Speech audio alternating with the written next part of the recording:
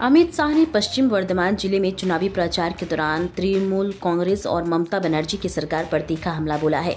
उन्होंने कोयला, पशु और बालू तस्करी के मुद्दे पर अभिषेक बनर्जी को भी निशाना बनाया।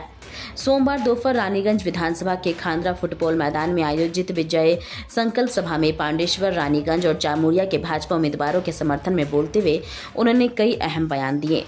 घुसपैठ और सीमा सुरक्षा पर हमला। अमित शाह ने कहा कि ममता सरकार के हटते ही बंगाल घुसपैठ मुक्त हो जाएगा।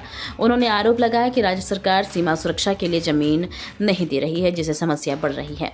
उन्होंने वादा किया है कि भाजपा सरकार बनने के 45 दिनों के भीतर 600 एकड़ जमीन पर सीमा पर बाड़ लगा दी जाएगी।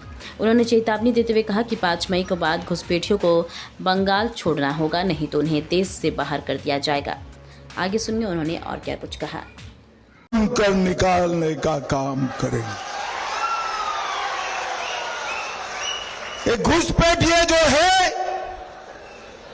वो हमारे युवाओं की रोजगारी खा रहा है, गरीबों के चावल खा रहा है और देश के अंदर दंगे करा रहे हैं।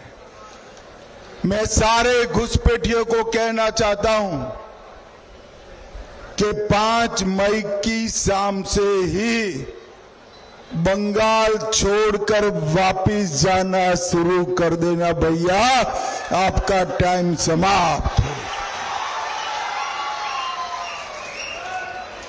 मैं यहां पर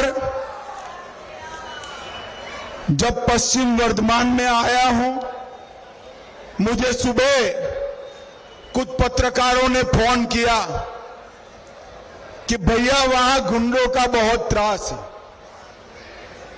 दीदी के गुंडे, भाईपों के गुंडे परेशान करते हैं ना भाई, करते हैं या नहीं करते हैं जरा। मगर 23 अप्रैल को मतदान है। मैं सारे गुंडों को माइक में कहकर जाता हूं, अपने घर के बाहर मत निकलना, वरना 5 मई के बाद अपनी खैर नहीं है, खैर नहीं। भाइयों बहनों, बेखौफ, बेरोक-टोक मतदान करना। ममता के कोई गुंडे की मजाल नहीं है इस बार बंगाल के मतदाता को रोक पाए, किसी की मजाल नहीं।